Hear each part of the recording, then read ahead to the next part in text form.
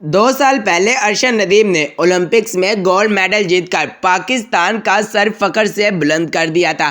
ہر طرف ان کی کامیابی کے چرچے تھے، لیکن آج صورتحال بدلتی ہوئی نظر آ رہی ہے۔ حالیہ جیولن تھرو مقابلوں میں ارشد نہ صرف گولڈ سے دور رہے بلکہ ٹاپ 5 اور ٹاپ 8 میں بھی جگہ نہ بنا سکے۔ آخر ایسا کیا ہوا، آئیے جانتے ہیں چھوٹی سی ویڈیو میں۔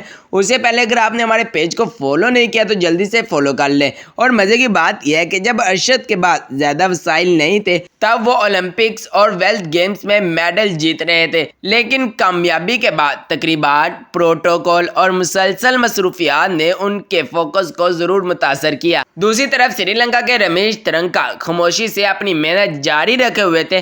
وہ پہلے ایک فاسٹ بولر تھے، لیکن کوچ کے مشورے پر جیولن تھرو میں آئے اور پھر ہر موسم میں سخت ٹریننگ کرتے رہے۔ اس محنت کا نتیجہ یہ نکلا کہ رمیش نے حالیہ ایونٹ میں 3 اولمپکس میڈلسٹ کو شکست دے کر گولڈ میڈل جیت لیا، جبکہ 90 میٹر سے زیادہ شاندار تھرو بھی کیا۔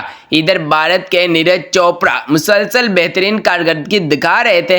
شاید وہ ہر بار ریکارڈ نہ بنا پائے، لیکن ان کی مستقل مزاجی ہی انہیں دنیا کے ٹاپ ایتھلیٹس میں رکھتی ہے۔ یہ کہانی صرف 3 کھلاڑیوں کی نہیں بلکہ ایک بڑے سبق کی ہے۔ کامیابی حاصل کرنا مشکل ہے، لیکن اسے برقرار رکھنا اس سے بھی زیادہ مشکل ہے۔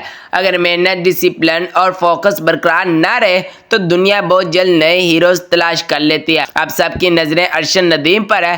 کیا وہ ایک بار پھر زبردست کم بیک کر کے ثابت کریں گے وہ اب بھی دنیا کے بہترین جیولن تھرو ہیں، یا جنوبی ایشیا کا نیا سپر سٹار رمیش ترنگا بن چکا ہے؟ آپ کی کیا رائے کہ ارشد ندیم کم بیک کرے گا؟ کیا کہتے ہیں آپ؟